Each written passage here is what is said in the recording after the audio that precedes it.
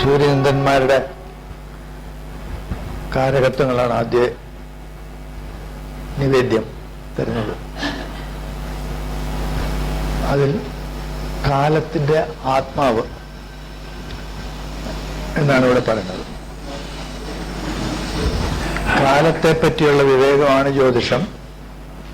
അതുകൊണ്ട് ആ കാലത്തിന് തന്നെ അസ്തിത്വം ഉണ്ടാക്കുന്നയാളാണ് സൂര്യൻ.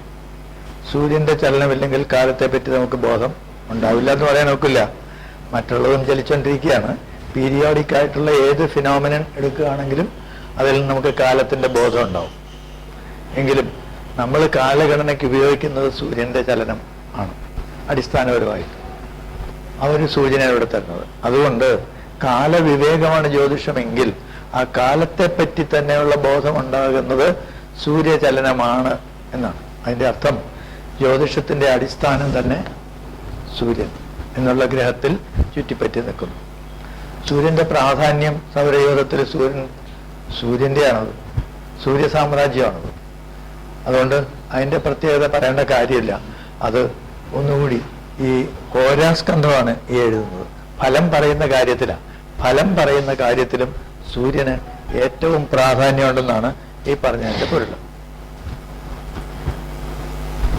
പ്രാധാന്യം കൂടെ ഇവിടെ എടുത്ത് കാണിക്കുകയാണ്. കാരകത്വങ്ങളിൽ തുടങ്ങുന്ന കാര്യങ്ങൾ ആ ക്രമത്തിന് സൂര്യാദി ഗ്രഹങ്ങൾ എന്ന് പറയുമ്പോൾ സൂര്യനെ ആദ്യം പറയും. എങ്കിലും അതിന്റെ പ്രാധാന്യം വ്യക്തമാക്കാനാക്കാണ് ആത്മശബ്ദം ഉപയോഗിച്ചിരിക്കുന്നത്. മറ്റേതോ ഇത് പറയാമായിരുന്നല്ലോ, രാജാവിന്റെ കാരകനാണെന്നോ ബാക്കി ഒരുപാടെണ്ണം പറഞ്ഞിട്ടുണ്ട്. താതശ്ച അച്ഛന്റെ കാരകനാണ് എന്നൊന്നും അല്ലല്ലോ പറഞ്ഞ്. താതശ്ചാത്മപ്രഭാവോ ദ്യുമണി എന്ന് പറഞ്ഞ് വേറെയുണ്ട്. അതൊന്നുമില്ലാതെ ഇതിൽ പ്രത്യേകം എടുത്ത് പറഞ്ഞിരിക്കുന്നത് കാലം, അതിൻ്റെ ആത്മാവാണ്. അപ്പോൾ ജ്യോതിഷത്തിന്റെ തന്നെ എന്താണ്, കാലത്തെ പറ്റി അറിയുക, അതാണ് ജ്യോതിഷം. ആ കാലത്തിനെ പറ്റിയുള്ള വിവേകം നമുക്കുണ്ടാവുക, ബോധം നമുക്കുണ്ടാവുക, യഥാർത്ഥ ബോധം ഉണ്ടാവുക എന്നുള്ളതാണ്. അതുകൊണ്ടാണ് സമയവിവേകം എന്ന് ജ്യോതിഷത്തിന് പര്യായമായിട്ട് തന്നെ ഉപയോഗിക്കാവുന്നത്. അങ്ങനെ ഉള്ളതിൻ്റെ അടിസ്ഥാനപരമാണ് സൂര്യനുള്ളത്. ആ സൂര്യനെ ആദ്യം ആ കാലസംബന്ധമായിട്ട് തന്നെ ബന്ധപ്പെടുത്തി ഏറ്റവും പ്രധാനപ്പെട്ട കാരകത്വം ഇത് തന്നെ എന്നുള്ളത് ഉറപ്പിക്കുകയായിരിക്കണം ഇതിൻ്റെ ഉദ്ദേശം. അതുകൊണ്ടാവണം അങ്ങനെ ഒരു കാര്യം ആദ്യം തോന്നിയത്. തൊട്ട് താഴെയുള്ളത് ഇന്ദ്രിയാതീതങ്ങളായിട്ടുള്ള, ഭൗതികാതീതമായിട്ടുള്ള, അഭൗതികമായിട്ടുള്ള കാര്യങ്ങളെ കുറിച്ച് ഉള്ള രണ്ട് ഗ്രഹങ്ങൾ, അതിൻ്റെ കാരകത്വം കൊടുക്കുന്ന രണ്ട് ഗ്രഹങ്ങളാണ് സൂര്യനും ചന്ദ്രനും. ഇതിൽ മറ്റുള്ള കുജാതി താരാഗ്രഹങ്ങൾക്കെല്ലാം പഞ്ചഭൂതങ്ങളുടെ പ്രാധാന്യമാണ് കാരകത്വങ്ങളും അത് കാണാം.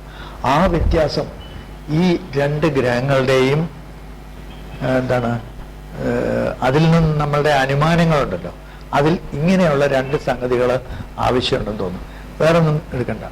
സൂര്യന് ഈ പറഞ്ഞ പോലെ മറ്റുള്ള ഗ്രഹങ്ങളിൽ നിന്നൊരു ഭിന്നത ഇവിടെ കാണാം. സൂര്യന്റെ ഫലങ്ങൾ പറയുമ്പോൾ, സൂര്യൻ ഓരോ രാശിയിൽ നിന്നുള്ള ഫലങ്ങൾ പറയുമ്പോൾ, സൂര്യൻ ഒരു ഗ്രഹവുമായിട്ട് ചേരുമ്പോൾ എല്ലാം ഉള്ള ഫലങ്ങളിൽ അതുപോലെ പ്രസിദ്ധമായ രണ്ടെണ്ണമുണ്ട്. ഒന്ന്, സൂര്യനോട് സാമീപ്യം ഒരു ഗ്രഹത്തിന് വരുമ്പോൾ അതിന് മൗഢ്യം എന്നാണ് പറയുന്നത്, അല്ലെ? രവിയാൽ ലുപ്തകരനാകുക എന്നാണ്, അവരുടെ ശക്തി ക്ഷയിക്കുന്നു എന്നാണ് ഇത് പറയുന്നത്. അതുപോലെ ചന്ദ്രനോടാണെങ്കിലോ, ചന്ദ്രൻ സമാഗമം എന്നാ പറയുന്നത്. ചന്ദ്രനുമായിട്ടുള്ള യോഗത്തിന് സമാഗമം ഉണ്ടെങ്കിൽ ആ ഗ്രഹം വളരെ ശ്രേഷ്ഠഫലം തരും എന്നും ഇവിടെ പറയുന്നുണ്ട്. അങ്ങനെ ഒരു പ്രത്യേകത മറ്റു ഗ്രഹങ്ങൾക്കൊന്നും പറഞ്ഞിട്ടില്ലല്ലോ. വ്യത്യാസം മനസ്സിലായില്ലേ? അങ്ങനെ ഒരു വ്യത്യാസമുണ്ട് ഈ രവിചന്ദ്രന്മാർക്ക്. ആ രവിചന്ദ്രന്മാരാണ് ഇന്ദ്രിയാതീതമായ കാര്യങ്ങളുടെ കാരകത്വമുള്ളത്. അങ്ങനെ ഇന്ദ്രിയാതീതമായ രണ്ട് കാര്യങ്ങളുടെ കാര്യമാണ് ഇവിടെ പറയുന്നത്, ആത്മകാരകനും മനഃകാരകനും. ഈ ആത്മാവ്, മനസ്സ് എന്നുള്ളത് പഞ്ചഭൂതങ്ങൾക്ക് അതീതമാണ്, ട്രാൻസെൻഡന്റൽ ആയിട്ടുള്ള കാര്യമാണ്. മനുഷ്യന്റെ പ്രത്യേകതയും അതുതന്നെയാണ്.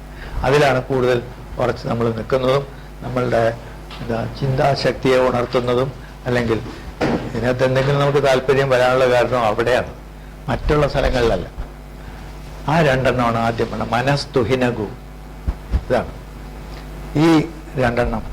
അതുകൊണ്ട് ഒരു ജാതകത്തിന്റെ ഗ്രഹനിലയുടെ അനാലിസിസ് നടത്തുമ്പോഴെല്ലാം ഏതിലും നമ്മൾ നോക്കേണ്ട രണ്ട് കാര്യങ്ങളാണ് ഇത്. സൂര്യചന്ദ്രന്മാര്, ഈ സൂര്യചന്ദ്രന്മാരാണ് സമയവിശേഷങ്ങളെക്കുറിച്ചുള്ള സകലതിൻ്റെ അടിസ്ഥാനം സൂര്യചന്ദ്രന്മാരുടെ സ്ഫുടങ്ങൾ മാത്രമാണ്. സമയത്തെ പറ്റിയുള്ള പഞ്ചാംഗങ്ങൾ എടുക്കുക, ഏതിനെ ഡിപ്പെൻഡ് ചെയ്തിരിക്കുന്നു? ഒരു ഗ്രഹത്തെ ഡിപ്പെൻഡ് ചെയ്യുന്നില്ല. ഈ 2 ഗ്രഹങ്ങളെ മാത്രം ഡിപ്പെൻഡ് ചെയ്തിട്ടുള്ളതാണ് ഇതിനകത്തുള്ളത്. ഇനിയൊന്ന്, ഇത് തന്നെയാണ് ഈ കാലത്തിന്റെ വിശേഷങ്ങളെ അനലൈസ് ചെയ്യുമ്പോൾ നമുക്ക് കിട്ടുന്ന സംഗതി. ഇത് എന്തുകൊണ്ട് ജാതകത്തിൽ ഇത് വേണ്ടത്ര ഉപയോഗിക്കുന്നില്ല?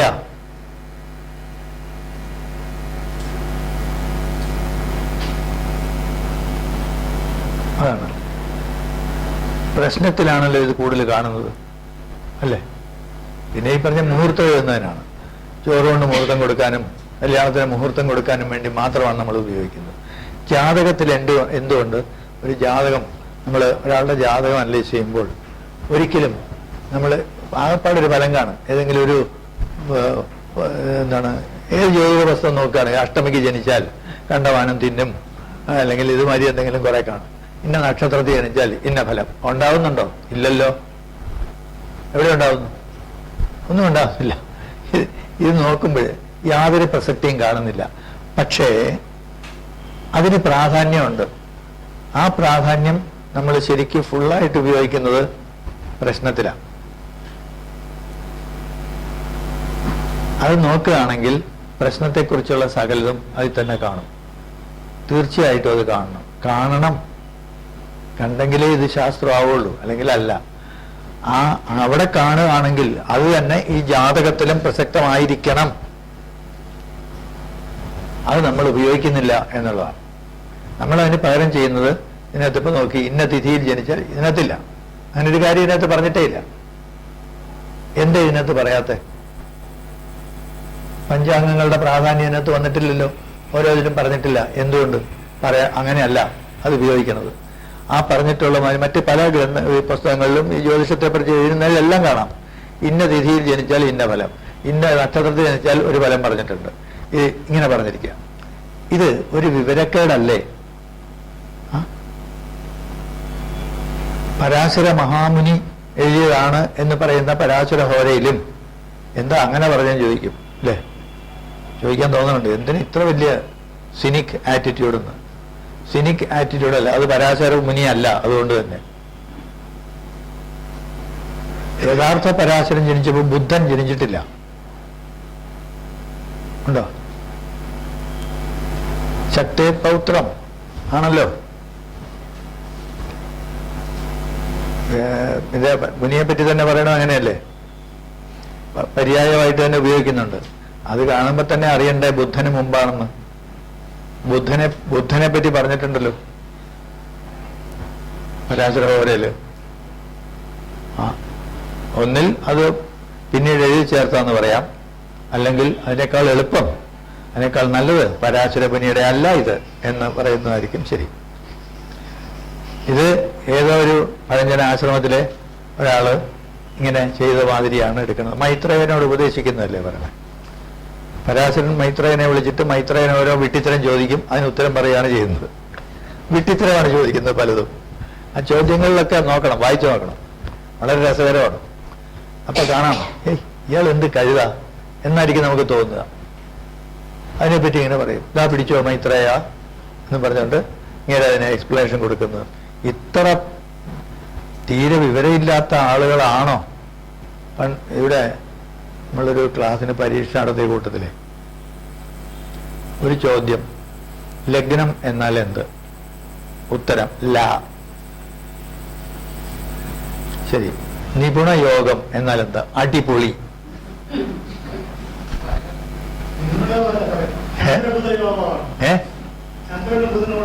അതിനാണ് ഏതോ യോഗം, ചന്ദ്രനും ബുധനും കൂടെയുള്ള യോഗത്തിന്റെ ഫലം എന്ത്? അടിപൊളി. നിപുണ യോഗത്തിന് ഇതാണ്, നിപുണനാകാനുള്ള യോഗം. ഇതുപോലെയാണ് മൈത്രേയൻ ചോദിക്കുന്ന ചോദ്യങ്ങൾ. ഇതുമാതിരിയാണ് ഉത്തരം പറയുന്നതും മിക്കവാറും അതുപോലെയാണ്. അതിനകത്ത് ഒരു ആ ഗ്രന്ഥത്തിന്റെ 2/3 ഭാഗത്തോളം പറഞ്ഞിരിക്കുന്നത് ഒരു ദശയിൽ ഒരപഹാരത്തിൽ, ഓരോ ദശയിലും ഓരോ അപഹാരത്തിലും ഓരോ ഛിദ്രത്തിലും ഓരോ സൂക്ഷ്മത്തിലും ഓരോ പ്രാണത്തിലും എന്ത് നടക്കുന്നു എന്നാണ്. ശരിയാണോ ഇത്? ജ്യോതിഷത്തിന്റെ അടിത്തറ വെട്ടുകയല്ലേ പരാശരൻ ചെയ്തത്? ഇതാണ് പരാശര ഓരെങ്കിൽ അങ്ങനെ വരുമോ? എന്റെ ദശാപഹാരങ്ങൾ പോലെ ആയിരിക്കുമല്ലോ വേറൊരാൾക്ക് വരുന്നത്, ആയിരിക്കുമോ? പിന്നെ എന്തെന്നാണ് എഴുതി വെച്ചിരിക്കുന്നത്? അതുകൊണ്ട് പരാശരനും പരാശര മുനിയുടെ ഒന്നും അല്ലത്, അതേതോ ഒരു ചവർ എഴുതി വെച്ചതാണ്. ആ കൂട്ടത്തിൽ പരാശരന്റെ പേര് തൊലയ്ക്കാൻ വേണ്ടിയിട്ട് അത് എഴുതി വെച്ചതാണ്. പക്ഷെ എല്ലാവരും പറയുന്നത് ഇതാണ്, മുനി പറഞ്ഞിട്ടുണ്ട്, മുനി ഗതിതം, അദ്ദേഹം പറഞ്ഞിട്ടുണ്ട്, മുനി പറഞ്ഞിട്ടുണ്ട്. പരാശരനെ അങ്ങനെ മുനിയാക്കി എല്ലാവരും കൂടി. അതില് ഇതുമാതിരിയുള്ളൊരു പ്രത്യേകത ഇവിടെ ആ സമയത്തിൻ്റെ ഉള്ള യൂട്ടിലൈസേഷൻ ഇതിനകത്ത് തരാത്തതിന്റെ കാരണം ഇത് തന്നെയാണ്. ഒന്നിനും അതേമാതിരി ഫലം പറഞ്ഞിട്ടില്ല ഇതിനകത്ത്. നക്ഷത്രത്തിന്റെ ഫലം ചില എഡിഷൻസിൽ മാത്രം കാണുന്നുണ്ട്. ഋക്ഷശീലം എന്നൊരു അധ്യായം ചില എഡിഷൻസിൽ ചേർത്തിട്ടുണ്ട്. ഓരോ നക്ഷത്രത്തിനും ജനിച്ചാൽ എന്തൊക്കെയാണെന്നാണ്, എന്തൊക്കെയുണ്ടായിരിക്കും. കൃത്തികാസു വിഖ്യാത ബഹുഭുക് പരദാരരഥ കൃത്തികാസു വിഖ്യാത എന്ന് ഫലം പറയണം, ശരിയാവോന്ന്. അങ്ങനെ ഒരധ്യായം ചില എഡിഷൻസിലുണ്ട്. ഋക്ഷശീലം നക്ഷത്രം, ഓരോ നക്ഷത്രത്തിലും നിൽക്കുന്നതിന്റെ ഫലമാണ് പറയുന്നത്. ഇതൊന്നും ഇങ്ങനെ ചേർത്തിട്ടില്ലേ? ഇതിനകത്തില്ല. ഇതിപ്പോ അത് പിന്നെ ചേർത്തതായിരിക്കാൻ സാധ്യതയുണ്ട്. മറ്റ് പിന്നീട് ഇതിന്റെ ഈ ഹോരയുടെ ചുവട് പിടിച്ചാണ് പരാശര ഇത് വരാഹ ഹോരയുടെ ഇത് പിടിച്ചിട്ടാണ് പിൽക്കാലത്തുള്ള സകല പുസ്തകങ്ങളും എഴുതി വെച്ചിരിക്കുന്നത്. പിന്നെ അവിടുന്ന് ഇവിടുന്ന് കൂടെ മോട്ടിച്ച് കുറെ കൂടെ അങ്ങ് ചേർക്കും. ഇങ്ങനെയാണ് ചെയ്യുന്നത്. ഇവിടെയെല്ലാം ഇതിനകത്ത് ഒളിഞ്ഞു കിടക്കുന്ന ചില കാര്യങ്ങളുണ്ട്. പ്രത്യക്ഷത്തിലല്ല, നിഗൂഢം എന്നിവർ പറയുന്ന ഇവിടെയാണ്. അത് മനഃപൂർവ്വം മറച്ചതല്ല. ഇതിനകത്ത് അങ്ങയുടെ മനസ്സിനകത്തുള്ള എന്താന്ന് കാണാൻ നമുക്ക് കഴിയണം.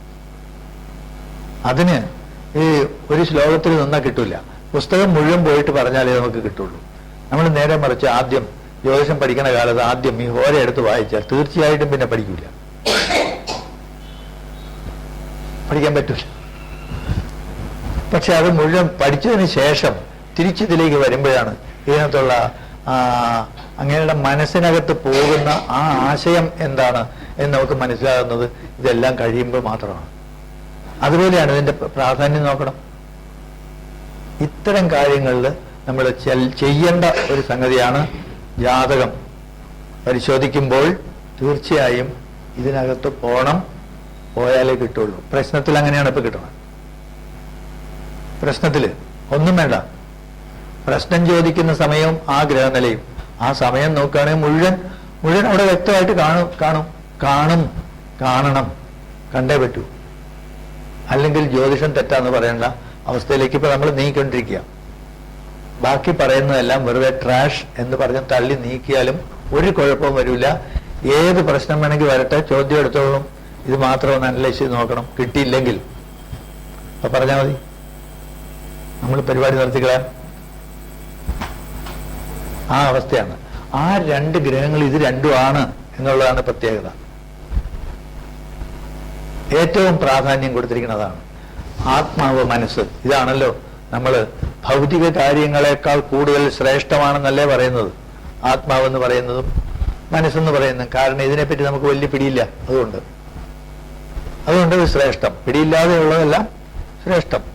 വ്യക്തമായ ഭാഷയിൽ മനസ്സിലാവുന്ന ഭാഷയെ പറഞ്ഞാൽ സാമാന്യ ഇത്, അല്ലെങ്കിൽ വേദാന്തമായി. ആർക്കും മനസ്സിലാവുന്ന ഭാഷ പറഞ്ഞാൽ അങ്ങനെയാണ്. അതുപോലെ ഈ രണ്ട് കാര്യങ്ങളെ കുറിച്ചുള്ള യഥാർത്ഥ ബോധം നമുക്ക് ഇപ്പോഴും ഇല്ല. അതാണ് ഈ രണ്ട് ഗ്രഹങ്ങളുടെ. ആ രണ്ട് ഗ്രഹങ്ങളെ ഉപയോഗിച്ചിട്ടുള്ളതിനാണ് കാലസംബന്ധമായ കാര്യങ്ങളെല്ലാം, കാലത്തിന്റെ വിശേഷങ്ങളെല്ലാം. നമ്മൾ അതിൽ പ്രധാനമായിട്ട് നമ്മൾ പഞ്ചാംഗങ്ങൾ ആണ് ഏറ്റവും പ്രധാനം എന്ന് പറയുന്നു. ആ പഞ്ചാംഗങ്ങൾ എങ്കിലും അതൊക്കെ നമ്മൾ വിവരിക്കും പറയുമ്പോൾ, എന്നിട്ട് അത് ഉപയോഗിക്കുന്നില്ലല്ലോ ഫലപ്രവചനത്തിൽ. അങ്ങനെ ഉപയോഗിക്കുകയാണെങ്കിൽ തന്നെ ഇങ്ങനെ പറയുന്ന കാര്യങ്ങളാണ്. ഏതെങ്കിലും എടുത്ത് എഴുതി വെച്ചിരിക്കണം, ഇന്ന നക്ഷത്രത്തിൽ ജനിച്ചാൽ ഇന്ന ഫലം, അഷ്ടമിക്ക് ജനിച്ചാൽ ഇന്ന ഫലം എന്ന് പറഞ്ഞിട്ട് ഓരോന്നും തിരി, ഇന്ന കാരണത്തിൽ ജനിച്ചാൽ കള്ളം പറയുന്നവനും കഷണ്ടിയുള്ളവനും എന്നൊക്കെ പറഞ്ഞിട്ട് കുറെ എണ്ണം പറയും. അതൊക്കെ എടുത്ത് പകർത്തി വെക്കുന്നത് മാത്രമാണ് കാണുന്നത്. ഇതേ അല്ല. ഇതാ ഗ്രഹനിലയിൽ ആണ് അവർ കാണിച്ചത്. ആ സമയത്തിന്റെ വിശേഷങ്ങളും പറഞ്ഞിട്ടുണ്ട്. ഒന്ന് ബന്ധിച്ചു നോക്കൂ, അപ്പോഴാണ് നമുക്ക് കാണുന്നത്. ആ രണ്ട് പ്രാധാന്യം ഇവിടെ കാരകത്വങ്ങളെ പറ്റി തുടങ്ങുമ്പോൾ ഏറ്റവും പ്രധാനമായിട്ട് നോക്കേണ്ടത് ഈ രണ്ട് ഗ്രഹങ്ങളാണെന്നും അവയുടെ കാരകത്വങ്ങൾക്കാണ് മുഖ്യത്വം എന്നും പറയാൻ ആയിരിക്കണം ഈ കാര്യം തന്നെ എടുത്തു പറഞ്ഞത്. നമുക്ക് പിടികിട്ടാത്ത രണ്ട് കാര്യങ്ങൾ മാത്രം എടുത്തു പറയാൻ കാരണം അത് തന്നെയാണ്, ആത്മാവ് മനസ്സ് എന്ന്. ഈ ആത്മാവിനെ സംബന്ധിക്കുന്ന കാര്യങ്ങളാണ് ആത്മീയം എന്ന് പറയുന്നത്. അത് വെറുതെ എന്തെങ്കിലും ഒരു വിഗ്രഹം വെച്ചുകൊണ്ട് ആരാധിക്കുന്നതിലോ അല്ലെങ്കിൽ കണ്ണുമടച്ചിരിക്കുന്നതിലോ ഒന്നുമല്ല. അതിനപ്പുറമുള്ളൊരു കാര്യമുണ്ട്. യാഥാർത്ഥ്യത്തിലേക്ക് നമ്മൾ നീങ്ങുന്നതാണ്. അത് മുഴുവൻ കൂടെ കിട്ടി എന്ന് വിചാരിക്കുന്നത് വളരെ മടയത്തരമാണ്. നമ്മൾ അതിലേക്കുള്ള അറ്റംപ്റ്റ് മാത്രമാണ് ഈ നമ്മൾ നടത്തുന്നത്. ആത്മാവിനെ കുറിച്ച് ആരാ അറിഞ്ഞിട്ടുണ്ടെങ്കിൽ വ്യക്തമായിട്ടൊന്ന് പറയട്ടെ. എന്താന്ന് ആരും പറയണില്ല, ആരും ഒന്നും പറയുന്നില്ല. മനസ്സിനെ കുറിച്ച് വ്യക്തമായിട്ടൊന്ന് പറയട്ടെ. ഇതൊരു സങ്കല്പമല്ലേ, ഒരു സിദ്ധാന്തമല്ലേ ഇത്? വാസ്തവത്തില് ഇങ്ങനൊരു സാധനം ഉണ്ടോ അവിടെ? സാധനമല്ല, ഭൗതികാതീതമാണ് ഇതെല്ലാം. അപ്പൊ അതുകൊണ്ട് നമുക്ക് കമ്പയർ ചെയ്യാൻ വേറൊന്നുമില്ല. അങ്ങനെയുള്ള ഒരു ഒരു ഒരു ഒരു കൺസെപ്റ്റ് എന്ന് വേണമെങ്കിൽ പറയാം. ആത്മാവെന്നുള്ള ഒരു കൺസെപ്റ്റ് അല്ലെങ്കിൽ ഒരു സിദ്ധാന്തം ഇതാണ്. അതുപോലെയാണ് മനസ്സ് എന്നുള്ളതും അതാണ്. നമ്മളെ പ്രവർത്തനക്ഷമമാക്കുന്നത് ഇതാണ് എന്നാണ് പറയുന്നത്. അതിന് ആത്മാവ് നമ്മളിൽ നിന്ന് പോകുമ്പോഴാണ് നമ്മൾ മരിക്കുന്നത്, നമ്മളുടെ സകല പ്രവർത്തനങ്ങളും നിലച്ചു പോകുന്നത് എന്നാണ്. അപ്പോൾ ആത്മാവ് കൊണ്ടാണ് നമ്മൾ എന്ന് പറയുന്ന ആ പ്രസ്ഥാനം ആക്റ്റീവായിട്ട് നിൽക്കുന്നത്. നമ്മുടെ സകല ആക്ടിവിറ്റിക്ക് അടിസ്ഥാന ജീവൻ അതാണ്. ജീവൻ എന്ന് പറഞ്ഞാൽ അതാണ്. എന്താന്ന് നമുക്ക് ജീവൻ എന്ന് വെച്ചാൽ എന്താ എന്താന്ന് ആർക്കും അറിയില്ല. അങ്ങനെ എന്തോ ഒരു വിശേഷമുണ്ട്. ആ സാധനത്തിനെയാണ് നമ്മൾ ആത്മാവെന്ന് പറയുന്നത്. അതുപോലെയാണ് മനസ്സ്. ഈ വാക്ക് നമ്മൾ എപ്പോഴും ഉപയോഗിക്കുന്നതാണ്, പക്ഷെ അത് എന്താണ് നമുക്ക് ഇപ്പോഴും അറിയില്ല. അതിനെക്കുറിച്ച് നമുക്ക് വളരെ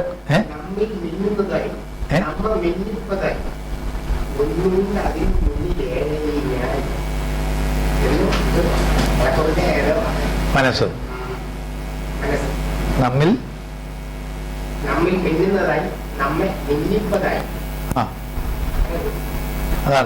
അതാണ് മനസ്സ്. അത് ആത്മാവല്ലേ?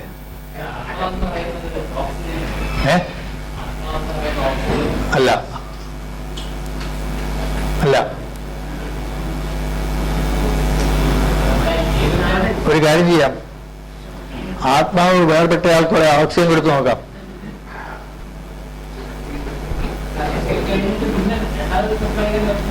ഏതിന്?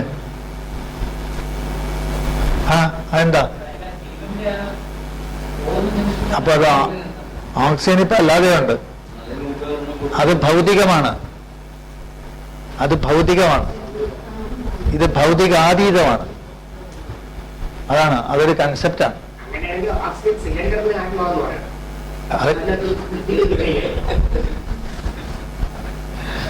അത് ഒരു വർഷം എത്ര ഇടം തരും? 9 12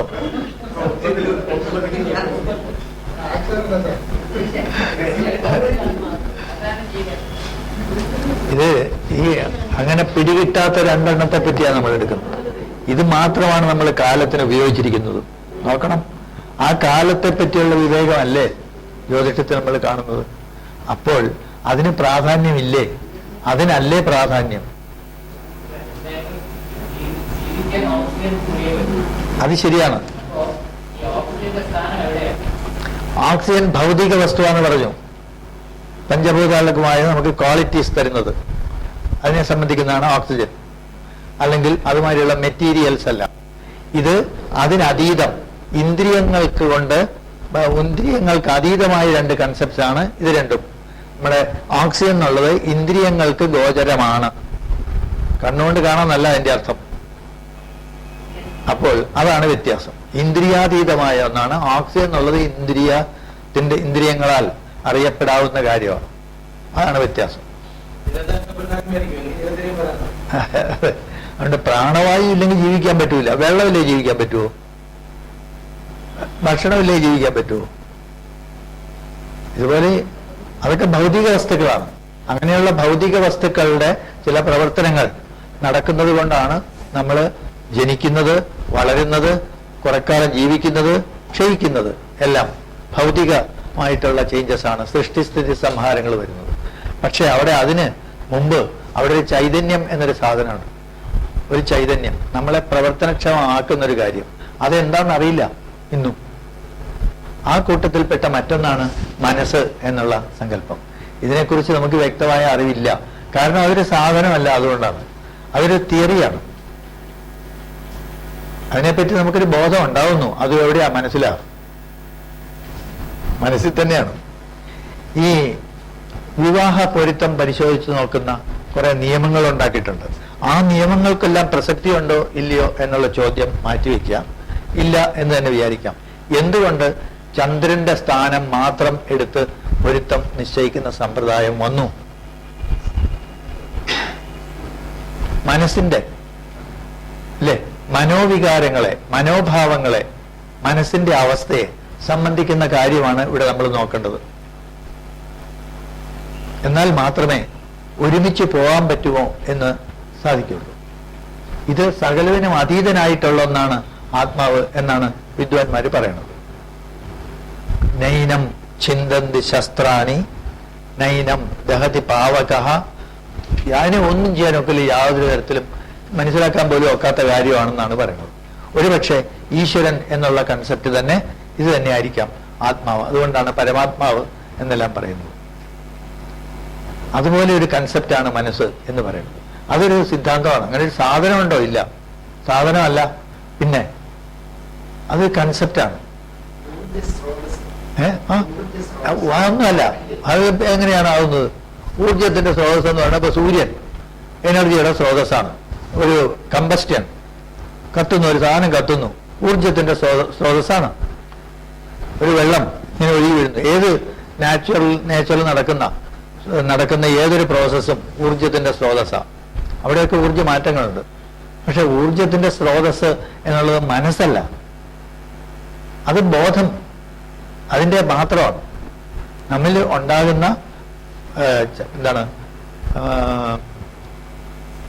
ബുദ്ധി എന്ന് പറയുന്നതും പലപ്പോഴും അങ്ങനെയാ. ബുദ്ധിയും മനസ്സും കൂടെ നമുക്ക് എപ്പോഴും മാറിപ്പോവും. രണ്ടിന്റെയും പ്രവർത്തനങ്ങൾ ഒരേപോലെയാ. അതിന് ഒരു ഭൗതിക വസ്തുവും കൂടെയുണ്ട്, ഒരു ഇൻസ്ട്രുമെന്റ്. അത് ഭൗതികമായ തലച്ചോറ് എന്ന് പറയുന്ന സാധനം.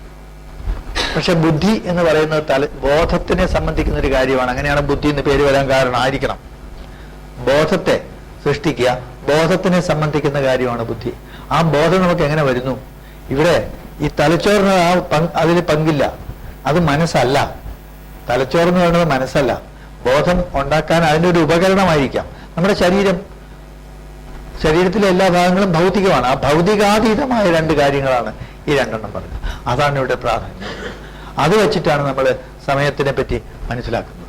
ഈ സമയത്തിന്റെ മനസ്സിലാക്കലിലാണ് നമ്മളുടെ പ്രവചനങ്ങൾ അവിടെ മാത്രമേ ബാധകമാവുള്ളൂ. ആ രണ്ട് കാര്യങ്ങൾ വ്യക്തമായിട്ട് ഇവിടെ സൂചിപ്പിച്ചിരിക്കുകയാണ്. ഇത് തീർച്ചയായും ഇത് തന്നെ ആദ്യം പറയാൻ കാരണം, അല്ലെങ്കിൽ അച്ഛനും അമ്മയും ഒക്കെ പറയാമായിരുന്നല്ലോ. വേറെ കാലഘട്ടങ്ങളില്ലേ ഇവർക്ക് ഇഷ്ടം പോലെ? അതൊന്നും പറഞ്ഞില്ല. പറയാതെ ഇതാണ് ആദ്യം എടുത്ത് മുമ്പിൽ തന്നിരിക്കുന്നത്. ഏറ്റവും പ്രധാനപ്പെട്ട രണ്ട് കാര്യങ്ങൾ, ഗ്രഹങ്ങളും അത് തന്നെയാണെന്നുള്ളത് സമയത്തിന്റെ വിശേഷം നോക്കിയിട്ട് ആ സമയത്തെ അറിയാൻ ഈ രണ്ട് ഗ്രഹങ്ങളുടെ സ്ഥാനങ്ങൾ കൊണ്ടാണ് നമ്മൾ അറിയുന്നത്. ആ ഒരു അർത്ഥത്തിൽ നോക്കുമ്പോൾ തീർച്ചയായും ഇങ്ങനെ പ്രകീർത്തിക്കേണ്ടി വരും. ആ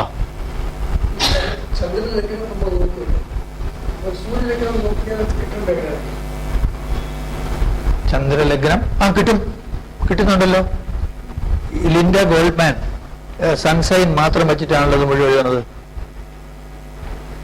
ആ ബുക്ക് തന്നെയുണ്ട്, ലിൻഡ ഗോൾഡ്മാന്റെ കണ്ടിട്ടുണ്ടാവും. അതിനകത്ത് മുഴുവല്ലേ സൺസൈൻ മാത്രമാണ്. അതല്ലേ പാശ്ചാത്യര് ആളുകളെ വകതിരിക്കുന്നതും സൺസൈൻ വെച്ചിട്ടാണ്. ഞാൻ ലീബ്രയാണ്, ഞാൻ ലിയോ ആണ് എന്നൊക്കെ പറഞ്ഞിട്ട് ആളുകൾ കോലാഹലം ഉണ്ടാക്കാൻ അടിസ്ഥാനം എന്താ? ഇത് തന്നെയാണ്. അപ്പൊ ആ സൺസൈന് തീർച്ചയായിട്ടും അതുണ്ട്. എന്തിന്? അദ്ദേഹം ഒരു സ്ഥലത്ത് സൂചന ഒരു കാര്യം പറഞ്ഞിട്ടുണ്ട്. 10-ാം അധ്യായത്തില് ജീവനമാർഗം അതാണ്. സൂര്യൻ, ചന്ദ്രൻ, ഇത് ലഗ്നം അല്ലെ? ഭേന്ദ്വർക്കാസ്പദപതികാംശനാഥ വൃത്യ ഭം ഇന്ദു അർക്കൻ. ലഗ്നം, പിന്നെ ചന്ദ്രൻ, പിന്നെ സൂര്യൻ. ആ ക്രമത്തിൽ തന്നെ പറഞ്ഞിരിക്കണം. അപ്പൊ അവിടെ സൂര്യന്റെ സ്ഥാനം അവർ എടുത്തിട്ടുണ്ട്. പല സ്ഥലത്തും അങ്ങനെ വ്യത്യാസപ്പെട്ട് സൂര്യനെ പറഞ്ഞിട്ടുമുണ്ട്. അതിന്റെ അവസാന ഭാഗത്ത് പിന്നെ ഒരെണ്ണമുണ്ട്. സൂര്യൻ എങ്ങനെയാ ബലവാനാണെങ്കിൽ എന്താണ് തന്റെ കഴിവ് കൊണ്ട് എന്ന് 10 സ്വവീര്യാത് എന്ന് തുങ്ക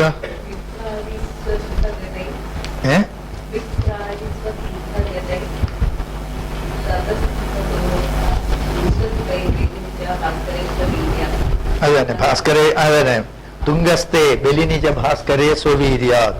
അതിലെ 4ാമത്തെ ശ്ലോകമാണ്. 4 ശ്ലോകമേ ഉള്ളൂ അതിൽ. ഭാസ്കരനെ മാത്രം അവിടെ പ്രത്യേകമായിട്ട് എടുത്ത് പറഞ്ഞിരിക്കുന്നു.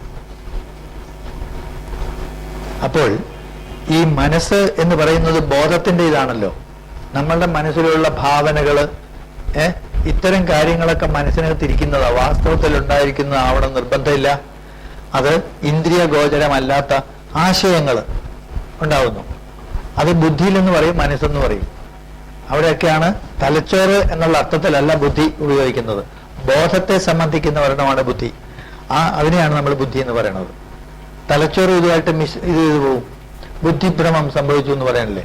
അവിടെ ഒരു അർത്ഥമുണ്ട്. വാസ്തവം മനഭ്രമമാണ്, മനോഭ്രാന്തി തന്നെയാണത്. ആ ബുദ്ധി എന്ന് പറയുന്നത് നമ്മൾ പലപ്പോഴും തലച്ചോറുമായിട്ട് ബന്ധപ്പെടുന്നതാണ് കുഴപ്പം വരുന്നത്. തലച്ചോറ് വരെ അത് ഭൗതികമാണ്, അതിന് അതീതമായിട്ടാണ്. അതുകൊണ്ടാണ് പ്രാണവായുവിലേക്ക് പോയത്. ഭൗതികമല്ലാത്ത 2 കൺസെപ്റ്റിനെ പറ്റിയാണ് നമ്മളിവിടെ സൂചന പറയുന്നത്. ആ ബോധം ഉണ്ടാക്കുന്നത്, അതിനെപ്പറ്റിയാണ് ഇവിടെ പറയുന്നത്. ഇപ്പൊ എന്തോന്ന് പറയാൻ പറഞ്ഞു വിട്ടുപോയല്ലോ. അതല്ല, സൂര്യന്റെ ആ പ്രത്യേകതയുടെ കൂട്ടത്തില് സൂര്യന്റെ ചന്ദ്രന്മാരുടെ പ്രത്യേകത ഇവിടെ സ്പഷ്ടമായിട്ട് ഇത് കാണാം. അവിടെയുള്ളതെല്ലാം അതിന് തുടക്കത്തിൽ ഇത് രണ്ടുമാണ്. ഈ 2 ഗ്രഹങ്ങളുടെ ചേരുവയ്ക്കല്ലേ ഒരു പ്രത്യേക പേരും കൊടുത്ത് ഒരു പ്രത്യേക സംഗതികൾ കൊടുത്തതായിട്ട് ഇവിടെ പറയണുള്ളൂ. അത് ഇതിന് മൗഢ്യമെന്നും ഇതിന് സമാഗമം എന്നും. സമാഗമം ഉണ്ടെങ്കിൽ ആ ഗ്രഹം അനുകൂല ഫലങ്ങൾ തരും എന്നെല്ലാം വെച്ച് പറഞ്ഞിട്ടുണ്ട്. അതുകൊണ്ട് അതുകൊണ്ട് അടുത്തടുത്ത് കൊടുത്തു. അതിന് കഥയില് ഒരു ഇത് പറയും, പുരാണ കഥമാതിരി ഒരു കള്ളക്കഥ ഉണ്ടാക്കിയിട്ട് പറയും, ഇത് രാജാവും രാജ്ഞി എന്ന് പറയാറില്ല, രാജാക്കന്മാരാണ്. അവരുടെ 2 പേരും അടുത്തടുത്ത് ഇരിക്കും. പിന്നെ തൊട്ടടുത്ത് രാജകുമാരന് ഉച്ചമാകുന്നതും അത് തന്നെ. അതെ, എല്ലാം അത് തന്നെ. എല്ലാം അടുത്തേ വരുള്ളൂ. ഒരുമിച്ച് തന്നെയാണ് ധരിക്കുന്നത്. അങ്ങനെയുള്ള 2 കൺസെപ്റ്റിലാണ് ആദ്യം പോയത്. കാരകത്വങ്ങൾ പറയുമ്പോൾ തീർച്ചയായിട്ടും ഇവിടെ ഒന്നുകൂടി വിചാരിക്കണം. ഏറ്റവും പ്രാധാന്യം ജ്യോതിഷത്തിന്റെ അടിസ്ഥാന, ജ്യോതിഷത്തിന്റെ ആത്മാവ് നിങ്ങൾ തന്നെ പറയാം, കാലം ആണ്. അതിന്റെ ആത്മാവ് ഈ 2 എണ്ണമാണ്. ഇനി ഇത് 2ഉം ചേർന്നിട്ടുള്ള ഇതും കാലത്തെ പറ്റിയുള്ള ബോധം ഉണ്ടാകുന്ന ഒരെണ്ണമാണ്. ഉദയാന്തം ഒരു ദിനം എന്നുള്ള കണക്കിന് ആവർത്തിച്ചു വരുന്നൊരു ഫിനോമിനൻ എടുത്തിട്ടാണ് കാലത്തെ നമുക്ക് കൂടുതൽ അടുത്തറിയാൻ ഇതാക്കിയത്. അത് മാത്രമല്ല, പിന്നെ ഒരെണ്ണം ഉള്ളത് ചന്ദ്രനെ കൂടെ ഉൾപ്പെടുത്തിക്കൊണ്ടാണ് ഇത് സൈക്കിൾ ഓഫ് ന്യൂ മൂൺസ്, കറുത്തവാവ്. അവർ 2 പേരും കൂടെ ഒരുമിച്ച് വരുന്ന സമയം വീണ്ടും അത് വരുന്നു. ഈ കാലത്തെ ഒരു ചാന്ദ്രമാസമെന്നും പറഞ്ഞിട്ടുള്ളതാണ് നേരത്തെ നമ്മൾ ഉപയോഗിച്ചിരുന്നത്. ഇപ്പോൾ അത് മാറ്റിയിട്ടാണ് ഈ സൂര്യന്റെ ചലനം മാത്രമാക്കിയിട്ടുള്ള സോളാർ കൺസെപ്റ്റിലേക്ക് നമ്മൾ വന്നത്. നേരത്തെ അങ്ങനെ അല്ലായിരുന്നു. ഹിജറ വർഷങ്ങള് അങ്ങനെയുള്ള ചാന്ദ്രമാസങ്ങളാവും. നമ്മുടെ എന്താണ് വിശേഷ ദിവസങ്ങളെല്ലാം ചാന്ദ്രമാസങ്ങളെ അടിസ്ഥാനപ്പെടുത്തിയിട്ടും തിഥിയെ അടിസ്ഥാനപ്പെടുത്തി. തിഥി എന്നുള്ളത് സൂര്യചന്ദ്രന്മാരുടെ അകലത്തിന്റെ അളവ് മാത്രമാണ്. ഇവരെ മാത്രം ഉൾപ്പെടുത്തിക്കൊണ്ടാണ്. അതുകൊണ്ട് ഈ സകലത്തിലും ജ്യോതിഷത്തിൽ എന്ന് തന്നെ പറയണം. ജ്യോതിഷം എന്ന് പറയുന്നത് തന്നെ അതിന്റെ ഏറ്റവും താഴെ നിൽക്കുന്നത് ഗ്രഹങ്ങളും അവയുടെ കാരകത്വങ്ങളുമാണ്. അതെ, മറ്റെല്ലാം അതെ. ഇതാണ് അടിസ്ഥാനമായിട്ടുള്ളത്. ഇതിലെ ബേസിക് കൺസെപ്റ്റ് എന്ന് പറഞ്ഞാൽ അതാണ്. ആ കൺസെപ്റ്റ് ഒരു ഏത് സിദ്ധാന്തങ്ങളിലാണെങ്കിലും അങ്ങനെ ഒരു അടിസ്ഥാന സങ്കല്പം എല്ലാ സിദ്ധാന്തങ്ങളിലും ഉണ്ട്. തെളിയിക്കാനൊക്കാത്ത കാര്യങ്ങളാണ്. അതിന്റെ അടിസ്ഥാനത്തിൽ നമ്മൾ കെട്ടിപ്പടുക്കുന്ന സാധനം പിന്നെ നമ്മൾ അപ്ലൈ ചെയ്ത് നോക്കി ശരിയാണോ, അനുഭവത്തിൽ വരുന്നുണ്ടോ, ഉണ്ട്. ഇങ്ങനെ തന്നെ സിദ്ധാന്തങ്ങളിൽ എല്ലാം ഉള്ളത്. അതുപോലെയുള്ള അടിസ്ഥാന സങ്കല്പത്തിൽ പെടുന്നതാണ് സൂര്യചന്ദ്രന്മാർ. ഈ സൂര്യചന്ദ്രന്മാരെ കൊണ്ടാണ് നമുക്ക് ബോധം ഉണ്ടാവുന്നത്, കാലത്തിന്റെ വിശേഷങ്ങൾ ഉണ്ടാവുന്നത്. അപ്പൊ ആ കാലവിശേഷം നോക്കിക്കഴിഞ്ഞാൽ അതിന്റെ ട്രാൻസ്ഫോർമേഷനെ പറ്റിയുള്ള വിവരങ്ങളും കിട്ടണം. എന്ന് വെച്ചാൽ ഇതിന്റെ അടിസ്ഥാനം ഈ 2 ഗ്രഹങ്ങൾ മാത്രമാണ് എന്ന് പറയേണ്ടി വരും. മറ്റുള്ളവ വേണ്ടെന്നല്ല, പ്രാധാന്യം, അടിസ്ഥാനം അവിടെ നിന്നാണ് പിക്കപ്പ് ചെയ്യുന്നത്. അതാണ് ഇവിടെ വ്യക്തമായിട്ട് കാണിച്ചിരിക്കുന്നത്. ഇനിയും ഇതേമാതിരിയുള്ള ഓരോ കീ വേർഡ്സ് ആണ് ഇവിടെ കാണുന്നത്.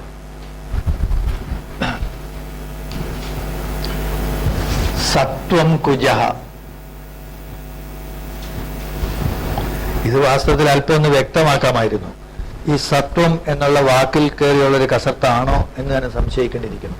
സാധാരണ ഈ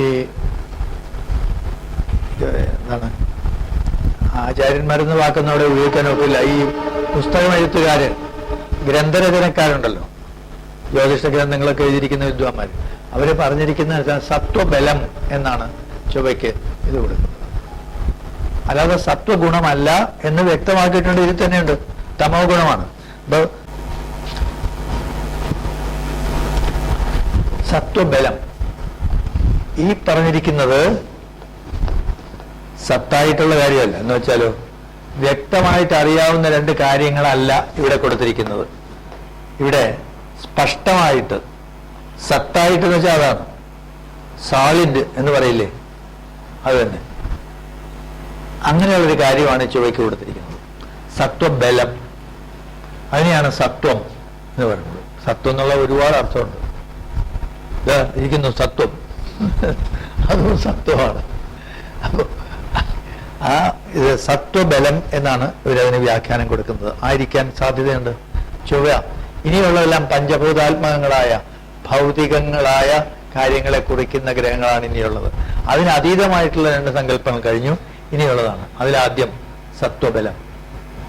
യഥാർത്ഥത്തിലുള്ളത് അല്ലെങ്കിൽ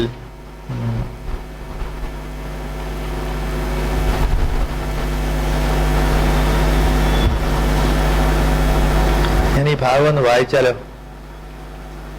ഓണക്കോറിന്റെ വ്യാഖ്യാനമാണ്. അനാദികാലം മുതൽ അനന്തകാലം വരെ നീണ്ടു നിൽക്കുന്ന അനശ്വര ശക്തിയാണല്ലോ കാലം.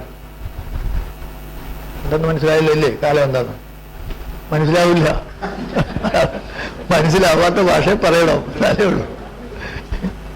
ഇങ്ങനെയാണ് ഈ കാലത്തെ ജ്യോതിശാസ്ത്ര ആചാര്യന്മാർ ദ്വാദശ രാശ്യാത്മകമായ അഹോരാത്രം എന്ന പദം കൊണ്ട് വിവരിച്ചിരിക്കുന്നു. ശുദ്ധ മണ്ടത്തരമാണ് ഈ പറഞ്ഞിരിക്കുന്നത്. അഹോരാത്രങ്ങൾ അടങ്ങിയതെന്ന്. ഇത് പിന്നീട് വരേണ്ട കാര്യമാണ്. അല്ല, ഇതല്ല, ഇത് വെച്ചോണ്ടല്ല, രാശിയിൽ കൊള്ളിച്ചിരിക്കുന്നു എന്നൊക്കെയാണ് പറയുന്നത്. രാശിയെ പറ്റിയുള്ള ബോധം ഇല്ലായ്മയാണ് ഈ വ്യാഖ്യാനത്തിൽ കാണുന്നത്. രാശി എന്തെന്ന് മനസ്സിലായിട്ടില്ല എന്നർത്ഥം. അതെ, പോകുന്ന പോക്ക് എങ്ങനെയാണ് വിവരിച്ചിരിക്കുന്നു.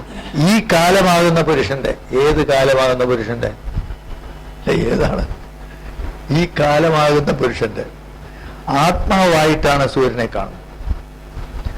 മനസ്സ് ചന്ദ്രനും സത്വം എന്ന ആപത് സമ്പത്തുകളിലെ നിർവികാരത്വം ആണ് കുജന് കൊടുത്തിരിക്കുന്നത്.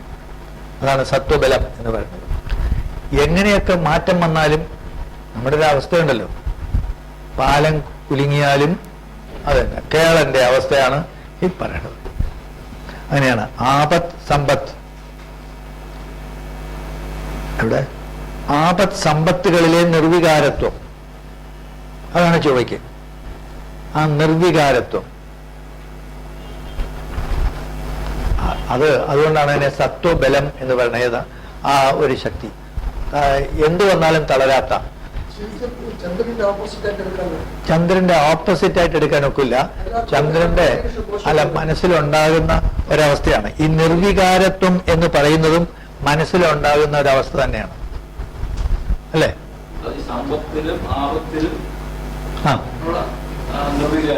അതെ, അങ്ങനെയുള്ള നിർവികാരം, വികാരത്തിന്റെ ആളാരാ? എവിടെയാണ് ഈ വികാരം ഉണ്ടാകുന്നത്? മനസ്സ്. അത് തന്നെ, അത് മനോവികാരം തന്നെയാണ്. വാസ്തവത്തിലുള്ളത് എന്നൊരർത്ഥം കൂടിയുണ്ട്. ഭൗതികമായ കാര്യങ്ങളാൽ ഉണ്ടാകുന്ന ഒരു വികാരത്തെയാണ് ഇവിടെ സൂചിപ്പിക്കുന്നത്.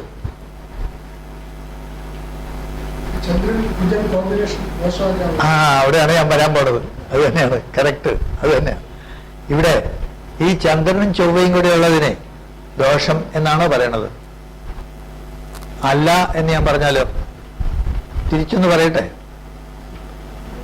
ചന്ദ്രനെയും കുജനെയും പറ്റി എവിടെയാണ് പറഞ്ഞത്? കുജേന്ദു ഹേതു പ്രതിമാസമാർത്തവം, സൃഷ്ടിയുടെ അടിസ്ഥാനമാണെന്ന് പറഞ്ഞാൽ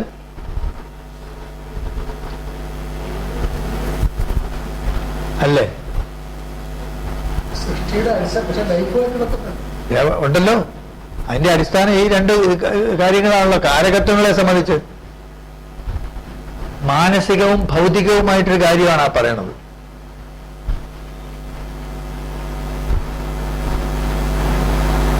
ഇതിന്റെ ഇന്ററാക്ഷൻസ് ആണല്ലോ ഈ കാണുന്നതെല്ലാം. അതിൽ രണ്ട് സെറ്റായിട്ട് നമ്മൾ ഡിവൈഡ് ചെയ്യാണ്. നമുക്കുണ്ടാകുന്ന എൻറ്റിറ്റീസ് അല്ലെങ്കിൽ ഫിനോമിനൻ. ഇപ്പൊ വലിയ കുറെ വാക്കുകൾ പറയാന്നേ ഉള്ളൂ, എന്താന്ന് നമുക്ക് പിടിയില്ല. എന്തോ അത് അങ്ങനെയുള്ളതിനെ രണ്ടായിട്ട് തിരിച്ചു. നമ്മുടെ അനുഭവങ്ങളായതെല്ലാം അതിന് രണ്ടായിട്ട് തിരിച്ചു, ഭൗതികം അഭൗതികം. ആ അഭൗതികമായ രണ്ട് കാര്യങ്ങളാണ് ഇവിടെ ഉള്ളത്. ഇത് ഇന്ദ്രിയങ്ങളുമായിട്ട് ബന്ധപ്പെട്ടതാണ് ഇനി പറയുന്നതെല്ലാം. അങ്ങനെയുള്ള ഒന്നിലാണ് സത്വം. അവിടെയാണ് ആ നിർവികാരത്വം വരുന്നത്. വികാരം എന്ന് പറയേണ്ടി വന്നില്ലേ? പറയേണ്ടി വരും. ഇതില്ലാതെ ഒന്നും ഉണ്ടാവില്ല. മനസ്സിന്റെ തന്നെ ഫിനോമിനാണ്. പക്ഷെ എങ്ങനെ ഉണ്ടാവുന്നു? ഭൗതികമായ ഒരു കാരണത്താൽ ഉണ്ടാവുന്നതാണ്. ഇന്ദ്രിയങ്ങളിൽ കൂടിയുള്ള ജ്ഞാനം കൊണ്ട് തന്നെ ഉണ്ടാവുന്നതാണ്.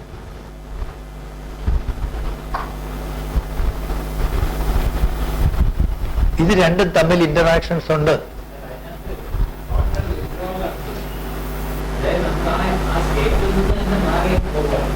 ആര്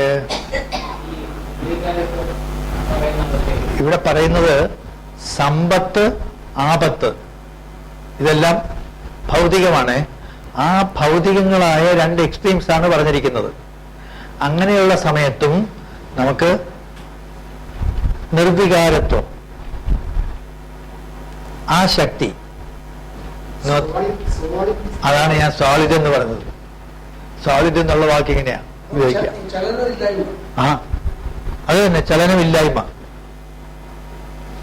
ചലനമില്ലായ്മ ആണ്. രണ്ടിനെയും ഒരേപോലെ കാണുക എന്നുള്ളതാണ്. ചൊവ്വയെപ്പറ്റി സാധാരണ പറയും, വേണ്ടാത്തതൊക്കെ അല്ലേ നമ്മൾ പറയുള്ളൂ ചൊവ്വയെ പറ്റിയിട്ട്. ഇങ്ങനെ ഒരു കാര്യത്തിന്റെ കാരകനും കൂടിയാണ് നേര്. ചിത്തോത്ഥം എന്നാണല്ലേ പറഞ്ഞത്? കാരകത്വങ്ങളുടെ കൂടെ അങ്ങനെ ഒരു വാക്ക് പറഞ്ഞിട്ടില്ലേ? ചിത്തോത്ഥം, ചിത്തസമുന്നതി. ചിത്തസമുന്നതി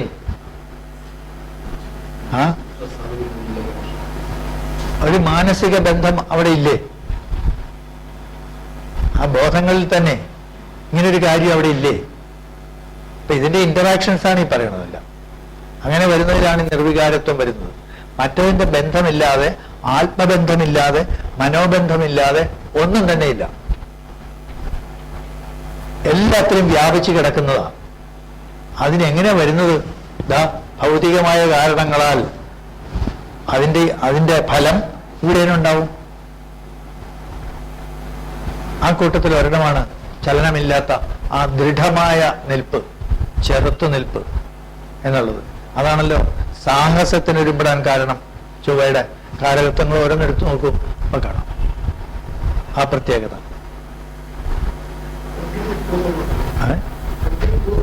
അതെ, അഗ്നിഭൂതം പറയുന്നത് അത് തന്നെയാണ്. ചോദ്യം, ചോദ്യം. അഗ്നിഭൂതത്തിന് എന്താണ് പ്രത്യേകത? പ്രയാസപ്പെടും, തോറ്റോളൂ. അതുതന്നെ അതിന്റെ പ്രത്യേകതയാണ്. ഹുതാശനൻ ആണ്. അതാണ്. ഭേദചിന്തയില്ല. കണ്ടോ അഗ്നിക്ക്? ഞാനേ ഒരു ഗ്ലാസ് പാൽപ്പായസം തരുന്നു, ഒരു ഗ്ലാസ് മദ്യം തരുന്നു. വ്യത്യാസം വരുന്നില്ലേ? ഏതാണ് സ്വീകാര്യം, ഏതാണ് അസ്വീകാര്യം? അത് മനസ്സിനകത്തൊരു വെറുപ്പും ഒരു ഇഷ്ടവും ഉള്ള രണ്ട് കാര്യങ്ങളാണ് വരുന്നത്. ആ വിവേചനം വേണ്ടേ? ഈ രണ്ടുമായിട്ട് വ്യത്യാസം ഇല്ലാത്തവരുണ്ടല്ലോ. നാരായണത്ത് ഭ്രാന്തൻ അങ്ങനെയല്ലേ? ഭേദചിന്ത ഉണ്ടാവരുമെന്ന്. എന്താണ് അഘോരികള് അങ്ങനെയല്ലേ? അല്ല, അതിൽ വ്യത്യാസമില്ല, യാതൊരു വ്യത്യാസമില്ല. നന്മ തിന്മ ഇല്ല.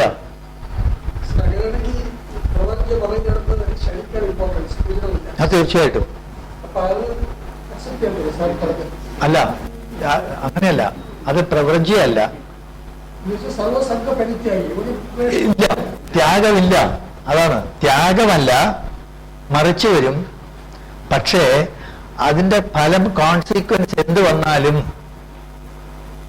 അതിനെപ്പറ്റി ദുഃഖമില്ല. നിർവികാരം എന്ന് വെച്ചാൽ അതേ ഉള്ളൂ.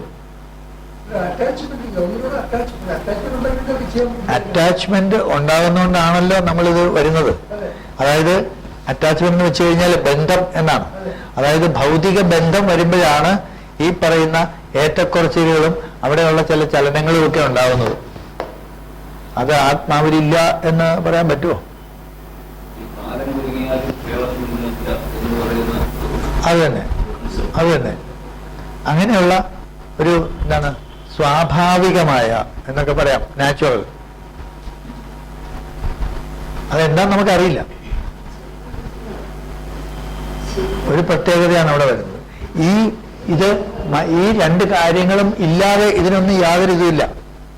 ഇത്തരം കാര്യങ്ങൾ കൊണ്ട് ഇന്ദ്രിയങ്ങൾ നമ്മുടെ സിസ്റ്റത്തിലേക്ക് വിട്ടുകൊടുക്കുന്ന അതിന്റെ അടിസ്ഥാനത്തിലാണ് ഇവിടെ ചില ചലനങ്ങളൊക്കെ ഉണ്ടാവുന്നത്. എന്നിട്ടാണ് അവിടുന്ന് ബാക്കിയുള്ള ഓർഡേഴ്സ് പോകുന്നതും.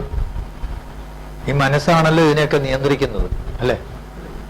അപ്പൊ ആ മനസ്സിനകത്ത് ഉണ്ടാവണമെങ്കിൽ അതിനൊരു കാരണം വേണ്ടേ? ആത്മാവിൽ അതും ഇല്ല എന്നാ പറയുന്നത്. ഈ മനസ്സിന് ചില മാറ്റങ്ങൾ ഉണ്ടാകും ഭൗതികമായ കാരണങ്ങളാൽ. ആത്മാവിന് അതുമില്ല, അതിനും അപ്പുറമാണ് നിൽക്കുന്നത്. ഇത് തീർച്ചയായിട്ടും ഇവിടെ ഒരു ബന്ധം വരും.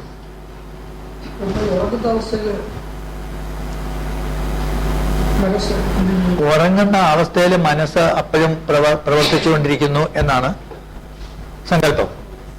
അല്ലെങ്കിൽ അത് മനസ്സിനെ പറ്റി പറയുന്നവർ അങ്ങനെയാ പറയുന്നത്. ഉറങ്ങുമ്പോഴും മനസ്സിന് ഉറക്കമില്ല. മനസ്സെന്ന് പറയുന്നത് ഒരു ഭൗതിക വസ്തുവല്ല. ഭൗതിക വസ്തുക്കൾക്കേ ഉള്ളൂ ഉറക്കം. റെസ്റ്റ് വേണ്ടത് അതിന് മാത്രമേ ഉള്ളൂ. മനസ്സിന് റെസ്റ്റ് ഇല്ല. അതാണ്. അപ്പൊ ഇത് ഭൗതിക വസ്തുക്കൾ കൊണ്ടാണ് മനോവികാരങ്ങൾ ഉണ്ടാവുന്നത്. അപ്പൊ ഈ ഇന്ററാക്ഷൻ ആണ് പറയുന്നത്. മനസ്സ് ചന്ദ്രനും സത്വം എന്ന ആപത് സമ്പത്തുകളിലെ നിർവികാരത്വം കുജനും ആണ്. ഇങ്ങനെ വരുന്ന ഒരു അവസ്ഥ, തൻ്റെ ഇടോ ബാക്കിയെല്ലാം ഇതുമായിട്ട് ബന്ധപ്പെട്ട വികാരം കൊണ്ട് ഉണ്ടാകുന്ന മറ്റൊരു പ്രവൃത്തി വിശേഷമാണ് ഭൗതികമാണതും.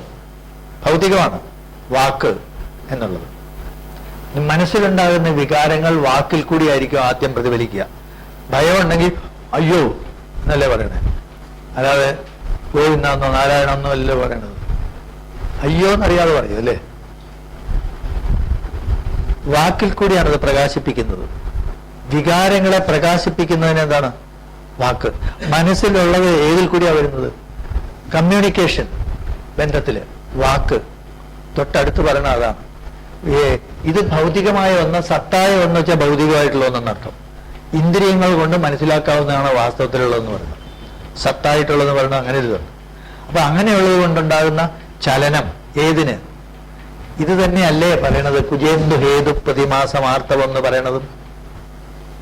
പിത്തം കൊണ്ട് ഇങ്ങനെ പറയാ, പിത്തകാരകനാണ്, രക്തം കോപിപ്പിക്കുന്നു എന്നാണ് വിവരിക്കുന്നത്. അത് മാത്രമല്ല, ഇതിന്റെ അർത്ഥം ഇങ്ങനെയുള്ള ഭൗതികമായ കാര്യങ്ങളാൽ മനസ്സിന് ചലനം ഉണ്ടാക്കുന്നു എന്നർത്ഥം. രക്തം മാത്രമല്ല ചന്ദ്രന്റെ കാരകത്വങ്ങളിലുള്ളത്, അത് ഭൗതിക വസ്തുവായിട്ടുള്ളതാണ്. അവിടെ മനസ്സിന് ചാഞ്ചല്യം ഉണ്ടാവുന്നതിനെ പറ്റിയാണ് ഇവിടെ പറയുന്നത്. എന്നിട്ട് ഈ വ്യത്യസ്ത അവസ്ഥയിലും മനോഭാവം ഒന്നായിട്ട് തന്നെ നിൽക്കുന്നു. അതായത് അതിനെപ്പറ്റി ബോധമില്ലാണ്ടാകുക എന്നല്ല, അതാണ്. ഭേദചിന്ത പോകുന്നു എന്ന് മാത്രമേ ഉള്ളൂ. യഥാർത്ഥമായിട്ട് മനസ്സിനെ ഈ ചൊവ്വയുടെ ശക്തി കൊണ്ട് പ്രവർത്തനക്ഷമം ആക്കുന്നു എന്നല്ലേ. അതാ ഞാൻ പറഞ്ഞ സൃഷ്ടിയുടെ ക്രിയേറ്റീവ് ആയിട്ടുള്ള ഇതിനകത്ത് ചൊവ്വയ്ക്ക് കാരകത്വം വരണതാണ്. ഈ പറഞ്ഞ സത്വം എന്നുള്ളത് നമുക്ക് പരിചയമല്ലാത്ത, സാധാരണ രീതിയിൽ പരിചയമില്ലാത്ത ഒരു വാക്ക് ഇവിടെ ഉപയോഗിച്ചു എന്ന് മാത്രമേ ഉള്ളൂ. ഇവിടെയൊക്കെ ഈ ഇന്ററാക്ഷൻ കൊണ്ട് നമ്മൾ പെട്ടെന്ന് കേൾക്കുമ്പോൾ അമ്മയ്ക്ക് ദോഷം, ചന്ദ്രന്റെ കൂടെ പോയാൽ അമ്മയ്ക്ക് ദോഷം വല്ല നിർബന്ധമൊന്നുമില്ല. മനസ്സിൽ അതിനൊരു പ്രതികരണം ഉണ്ടാക്കും, ഒരു ചലനം അവിടെ ഉണ്ടാക്കും. അത് ഭൗതികമായ ഒരു കാര്യം കൊണ്ടായിരിക്കും മനസ്സിന് ചലനം ഉണ്ടാകും. അഭൗതികമായ ഒരു ഇത് വരുന്നു. ഇത് ഈ രണ്ട് ഡൈമെൻഷൻസ് തമ്മിലുള്ള ഇന്ററാക്ഷനെ പറ്റിയല്ലേ ഇവര് പറയണത്. രണ്ട് ലെവലിലാണ് നിൽക്കുന്നത്, രണ്ടും രണ്ടാ. പക്ഷെ ഒന്ന് മറ്റതിനെ ആയിട്ട് പ്രതികരണങ്ങളുണ്ട്.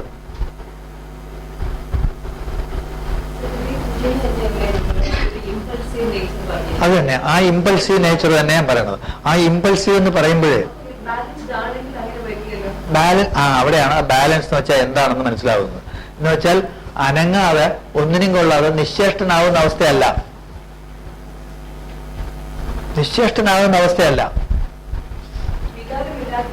വികാരം ഈ പറഞ്ഞ നിർവികാരം എന്നുള്ളത് എടുക്കരുത്. ഈ വ്യത്യാസങ്ങൾ വന്നാലും ഏതവസ്ഥയിലും മനസ്സിന്റെ ആ ഒരു നിലയുണ്ടല്ലോ, ഏത് വേണേലാവട്ടെ, മനസ്സിന്റെ ഒരിത് അതിന് മാറ്റമില്ല എന്നാണ് ശരിക്കും പറഞ്ഞാൽ. നിർവികാരം എന്ന് വെച്ചാൽ അങ്ങനെ ഒരു തെറ്റിദ്ധാരണ ഉണ്ടാക്കത്തക്കൊണ്ടാണ് പറഞ്ഞത്. അതെ, മനോവീര്യം എന്ന് പറയാം. മനോവീര്യം, ഈ വീര്യമാണ് ഇയാൾ കൊടുക്കുന്നത്. സങ്കുചിതം, സങ്കുലിതം, അതെന്തോ സന്തുലിതം. ആ, ബാലൻസ്ഡ് എന്ന് അല്ല, അതല്ല ഉദ്ദേശിക്കുന്നത്. അതാണ് ഒരു തരത്തിൽ പറഞ്ഞതുണ്ടാവും. അതായത് മനസ്സിന്റെ വീര്യം, മനോവീര്യം അതിന് മാറ്റമില്ല. ആ വീര്യം കൊടുക്കുന്ന ആളാണത്. ഇങ്ങനെയുള്ള കാരകത്വം അല്ലേ അത്?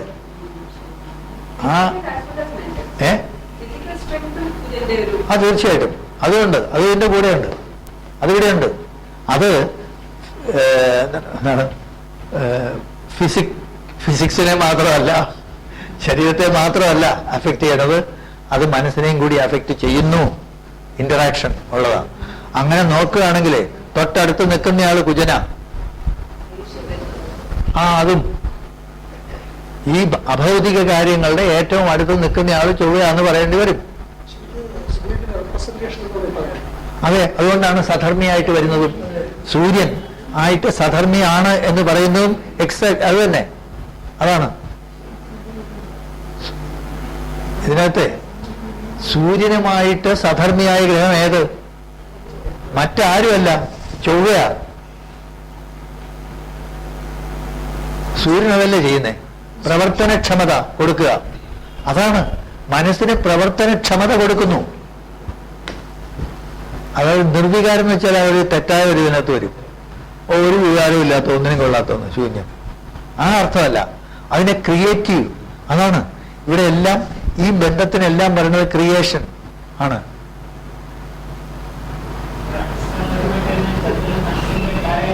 ആണ്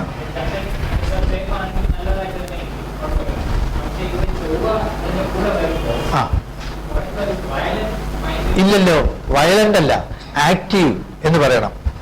വയലന്റ് എന്നല്ല, ആക്റ്റീവ്. അല്ല, ചന്ദ്രൻ മൈൻഡിന്റെ കാരകൻ. ആക്റ്റീവ് ആവാം, ആക്റ്റീവ് അല്ലാതാവാം. ഇതിന് മറിച്ച് എല്ലാ ഗ്രഹങ്ങൾക്കും അങ്ങനെ അല്ലല്ലോ പറഞ്ഞിരിക്കുന്നത്. ഈ ചൊവ്വയുടെ ബന്ധത്തിലാണ് ഈ പറഞ്ഞിട്ടുള്ള ആ ഒരു സ്റ്റേറ്റ്. എപ്പോഴും അങ്ങനെയാണ്. അതിന്റെ പ്രവർത്തനങ്ങൾ ഓരോന്നെടുത്ത് നോക്കണം, അപ്പൊ കാണാൻ വ്യത്യാസം. മാതൃബന്ധമാണ് അവിടെ പറഞ്ഞത്.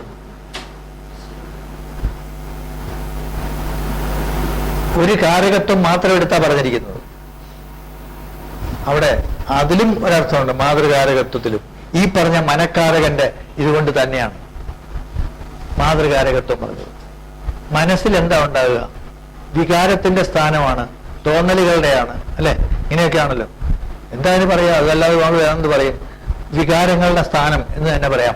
ആ വികാരങ്ങൾ ഇളക്കിവിടുന്നത് മാതൃസംബന്ധമായ ഒന്ന് എന്നർത്ഥം. മാതാവ് എന്താ ചെയ്യുന്നത്? സംരക്ഷണം കൊടുക്കുക, സൃഷ്ടിക്കുക, അതല്ല ചെയ്യുന്നേ അല്ലേ? പൂവിനും കായ്ക്കുമുള്ള കാര്യമല്ലേ ചെയ്യുന്നത്? അതല്ലേ മാതാവിന് കൊടുത്തിരിക്കുന്ന സ്ഥാനം? അതിന് അടിസ്ഥാനം ആരാ? ഇതാണ്. ഈ ചൊവ്വയും ചന്ദ്രനും തന്നെയല്ലേ അതിനകത്ത് വരുന്നതെല്ലാം? ആ, ചന്ദ്രൻ നീചമാകുന്ന വൃശ്ചികത്തില്. അതെ, അത് റിലേഷനാണെന്ന് നമ്മൾ പറഞ്ഞില്ലല്ലോ. നീചമാവണം നിർബന്ധമില്ലല്ലോ. ചന്ദ്രന്റെ രാശി തന്നെ പോയി നിൽക്കണമെന്ന് കാര്യമില്ലല്ലോ. അതൊരു സ്ഥാനവിശേഷം പറയുന്നേ ഉള്ളൂ. ചന്ദ്രനുമായിട്ട് ചേരുക എന്നുള്ളതല്ല ചന്ദ്രന്റെ രാശി പോയി നിൽക്കുക എന്ന് പറയുന്നത്. ചന്ദ്രൻ അവിടെയാണെങ്കിൽ ബലവാനാണ്, ചൊവ്വ ഇവിടെയാണെങ്കിൽ ബലവാനാണ്. ചന്ദ്രൻ ചന്ദ്രന്റെ രാശി നിൽക്കട്ടെ, ചൊവ്വ വൃശ്ചികത്ത് നിന്നോട്ടെ, അപ്പൊ ഈ കുഴപ്പമില്ലല്ലോ. തിരിച്ചു വന്നാലേ കുഴപ്പമുള്ളൂ.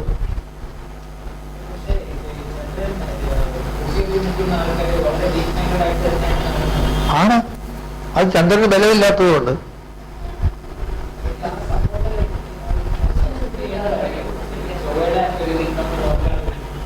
ചൊവ്വയുടെ ബന്ധത്തിൽ മനോവീര്യം കുറഞ്ഞവരാണ് എന്ന് പറയുന്നത് ശരിയല്ല എന്നാണ് ഞാൻ പറയുന്നത്. അത് ചൊവ്വ നിൽക്കുന്ന സ്ഥാനവും കൂടി കണ്ടിട്ടാണ്. ചൊവ്വയുടെ രാശി ചൊവ്വയല്ല, ചൊവ്വയുടെ രാശി ചൊവ്വയല്ല. ചൊവ്വയ്ക്ക് അവിടെ ബലമുണ്ട് എന്നേ ഉള്ളൂ. മേടത്തിലാണെങ്കിലോ അതും ചൊവ്വയുടെ രാശി. എന്തിനാണ് ഈ വൃശ്ചികം തന്നെ എടുക്കണേ? അതെ, അതുപോലെ സൂര്യൻ എവിടെ ഉച്ചനാണ്, ചൊവ്വ എവിടെ ഉച്ചനാണ്. അങ്ങനെയുള്ള സ്ഥലത്ത് പോയി നിൽക്കണമായിരുന്നു ചന്ദ്രൻ. അപ്പൊ കാണാം ചിത്തസമുന്നതിയാണോ വരുന്നത് അതോ മനോവീര്യം പോവുകയാണോ എന്ന്. ഒരു സാധനം വേണ്ട സ്ഥലത്ത് വേണ്ട പോലെ വന്നാൽ മാത്രമേ അതിന്റെ നല്ല അനുകൂല ഫലങ്ങളായിട്ട് നമുക്ക് വരുള്ളൂ, അല്ലെങ്കിൽ അങ്ങനെ വരില്ല. അതുപോലെ പ്രതികൂലമായിട്ട് വന്നാലാണ് അശിവം മാതുഹു വരുന്നത്. ചന്ദ്രൻ ചൊവ്വയും ശശമംഗല യോഗം എന്ന് പറയുന്നത് എന്തുകൊണ്ട്? ചന്ദ്രൻ ചൊവ്വയും കൂടി ചേർന്നാൽ ശശമംഗല യോഗം. എന്താ പറഞ്ഞിരിക്കണമെന്ന് അറിയാമോ? കുലസ്ത്രീയെ ലജ്ജ എങ്ങനെ വെടിയാതിരിക്കുമോ അതുപോലെ ഐശ്വര്യം ഒരിക്കലും പോവില്ല എന്നാണ് ശശമംഗല യോഗത്തിന്റെ ഫലം പറഞ്ഞിരിക്കുന്നത്. അതോ അവിടെ എല്ലാം വ്യത്യാസപ്പെട്ട് വരുന്നു ഇല്ലേ? ആ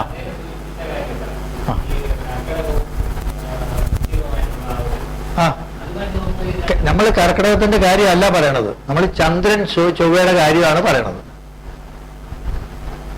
അതിന്റെ കാര്യം മാത്രമേ പറയുള്ളൂ. ചൊവ്വയുമായിട്ട് ചേർന്നാണോ നിൽക്കണേ? പോട്ടെ, ഈ വൃശ്ചികത്തിൽ നിൽക്കട്ടെ ചൊവ്വ, അല്ല ചന്ദ്രൻ.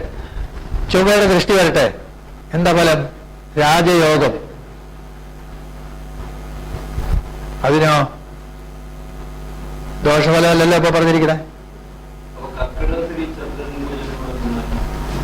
നിന്നാല് കർക്കിടകത്തിൽ ചൊവ്വ നിന്നാൽ എന്താ ഫലം?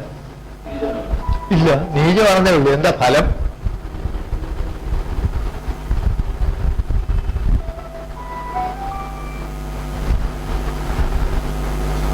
ചൊവ്വ കർക്കിടകത്തിൽ പോയാല്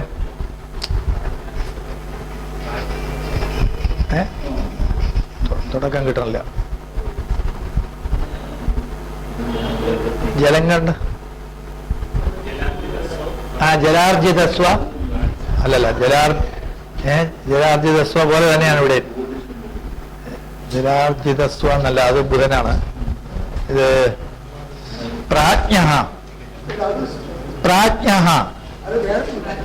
ചുമ്മാ ഇരിക്കണം, എടുക്കണം, എടുക്കെടുക്കെടുക്കെടുക്ക്. പ്രാജ്ഞ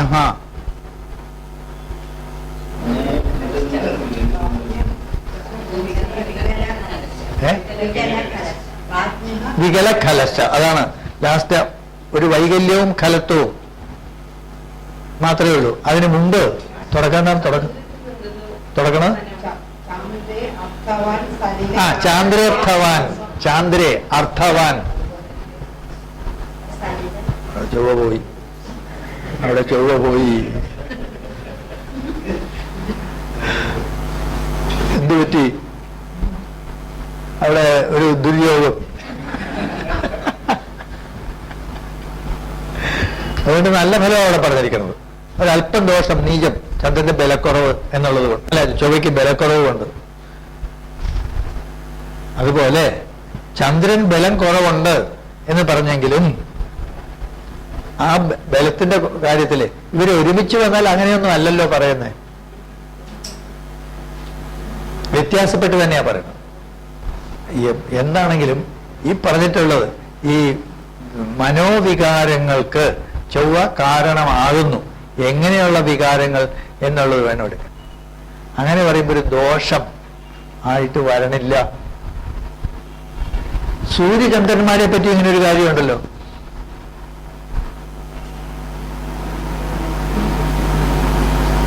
ചന്ദ്രന് മാത്രമല്ല എല്ലാ ഗ്രഹങ്ങൾക്കും മൗഢ്യം എന്നല്ലേ പറഞ്ഞിരിക്കുന്നത്.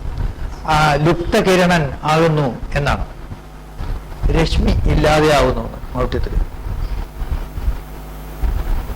എന്ന് വെച്ചാൽ അവരുടെ പ്രഭാവം ഇല്ലാതെയാവുന്നു. ഏതുപോലെ? ആലിനെ പോലെ. ആലിന്റെ വിശേഷം അറിയാലോ. അത് നിൽക്കുന്നിടത്ത് വേറൊരൊറ്റ ആൾക്ക് അവിടെ ഇരിക്കാൻ രക്ഷയില്ല, അതിനെയൊക്കെ വിഴുങ്ങും. അതാണ് ആല്. ആത്മാവ് കണ്ടിട്ടില്ലേ?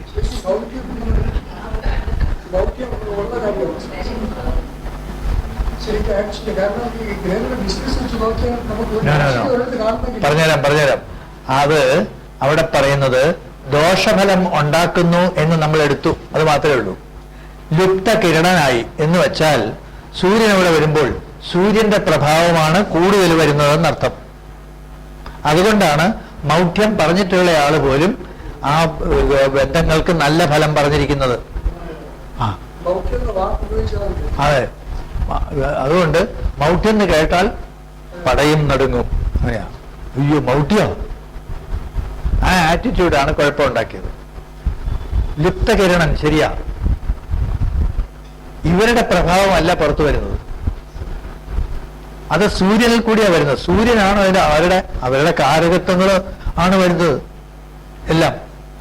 ആ ഗ്രഹത്തിന്റെ കാരകത്വങ്ങൾ സൂര്യനാണ് വേണ്ടി കൊടുക്കുക. അപ്പൊ അത് എത്രത്തോളം കിട്ടുന്നുള്ളത് ആ ഗ്രഹമല്ല നിശ്ചയിക്കുന്നത്, സൂര്യനാണ് നിശ്ചയിക്കുന്നത്. കൊടുക്കുന്നത് അയാളുടെ കാരകത്വം തന്നെ, സൂര്യനാണ് കൊടുക്കുന്നത്. സൂര്യന്റെ കാരകത്വമല്ല, ബുധന്റെ കാരകത്വം നിശ്ചയിക്കുന്നയാള് സൂര്യനാണ്, അധികാരി അവിടെ. ബുധൻ മൗഢ്യമായ നിഗുണയോഗം, അതെ, ഏറ്റവും വിദ്വാനാവും, അത്ര തന്നെ.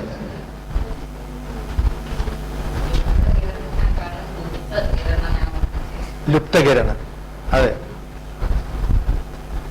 സൂര്യാത് ലുപ്തകരവും. അപ്പൊ അവിടെയെല്ലാം അത് നമ്മൾ പറഞ്ഞുകൊണ്ട് ഈ ഭൗതികമായ കാര്യങ്ങള് ഈ പറഞ്ഞ മനസ്സിലാണ് ചലനങ്ങൾ ഉണ്ടാക്കുന്നതും പ്രവർത്തനക്ഷമത ഉണ്ടാക്കുന്നതും. അങ്ങനെയാണ്, അതിൽ കൂടിയാണ് പിന്നെ വരുന്നത്. ഇത് അതിനെല്ലാം അതീതമായ ഒരെണ്ണമാണ് ഇവിടെ സൂര്യനിൽ നിൽക്കുന്നതെങ്കിലും ജീവൻ കൊടുക്കുന്ന ആള് തന്നെ സൂര്യനായിട്ട് വരികയാണ്. ഈ ഒരു അർത്ഥത്തിലല്ലേ ഇവിടെയെല്ലാം ഈ മാറ്റം കാണുന്നത്. അത് പ്രകടമായിട്ട് പറയാമായിരുന്നു. ശരി, ഇതാണ് ആദ്യം എടുത്ത് പറഞ്ഞത് ചൊവ്വയുടെ. വേറെ കള്ളനാണ് ചൊവ്വ, എന്താണ് പിടിച്ചുപറിക്കാരനാണ്, കൊള്ളയടിക്കുന്നവനാണ്, ചുരുട്ട് വലിക്കുന്നവനാണ് എന്നൊക്കെ നമ്മൾ പറഞ്ഞു. ഇതൊക്കെ പറഞ്ഞെങ്കിൽ ഇവിടെ പറഞ്ഞിരിക്കണം അതല്ലല്ലോ. പട്ടാളക്കാരനാണ്, അടുക്കള പോയിരിക്കുന്നവനാണ് എന്നൊക്കെ, അതെ, കള്ളം പറയും എന്നൊക്കെ പറഞ്ഞു. പക്ഷെ അതെല്ലാം കഴിഞ്ഞിട്ട് ഇവിടെ പറഞ്ഞിരിക്കുന്നത് സത്വം. അതാണ് ചൊവ്വയ്ക്ക് മുൻതൂക്കം കൊടുക്കേണ്ടത് അവിടെയാണ്. തീർച്ചയായും എങ്ങനെയുള്ള അവസ്ഥയായാലും ശരി, ഏതവസ്ഥയായാലും എന്താണ്, തലയ്ക്ക് മീതെ വെള്ളം വന്നാൽ അതിന് മീതെ തോണി, അതാണ് ചൊവ്വ, അതാണ് ഉർമീസ്, അതാണ് ഉർമീസ്. സത്വം. ഇങ്ങനെയുള്ള ഈ മനസ്സിലുണ്ടാകുന്ന ഈ ചലനങ്ങൾ വന്നാൽ അത് ബഹിസ്ഫുരണം വരണമല്ലോ, അതായത് മറ്റുള്ളവർക്ക് കൂടെ അനുഭവത്തിൽ വരണമല്ലോ. ഇത് ഫലം അത് വരുന്നത് വാക്കുകളിൽ കൂടിയാണ്. ഇതാണ് കമ്മ്യൂണിക്കേഷന്റെ. മനസ്സിലുണ്ടാകുന്ന ചലനങ്ങൾ, ചില മാറ്റങ്ങൾ ആണ് ഇതിന് കാരണമായിത്തീരുന്നത്. അത് ആദ്യം വരുന്നത് വാക്കിൽ കൂടിയായിരിക്കും. മനോവികാരങ്ങൾ, വികാരം ഉണ്ടാക്കി വിടുന്നു എന്നാണല്ലോ പറയണത്. വികാരം എന്ന് വെച്ചാൽ അർത്ഥമേ മാറ്റം എന്നേ ഉള്ളൂ, നമ്മൾ ഉദ്ദേശിക്കുന്നതല്ല. വികാരം എന്ന് വെച്ചാൽ അതാണ്. ക്ഷീരവികാരം, ക്ഷീരവികാരം എന്ന് വെച്ച് കഴിഞ്ഞാല് എന്താണ്, ക്ഷീരത്തിന് മാറ്റം വന്നിട്ടുണ്ടാകുന്ന കേസീൻ, പ്ലാസ്റ്റിക് വരെയുള്ള സാധനങ്ങൾ അതിനകത്ത് ഉൾപ്പെടും.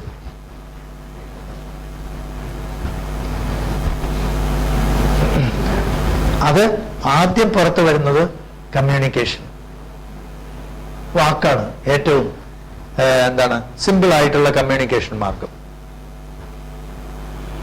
അതാണ് തൊട്ടടുത്തത് ബുധനെ പറ്റി പറഞ്ഞ ഞ്ഞോ വചഹ. വചഹ, വാക്ക്.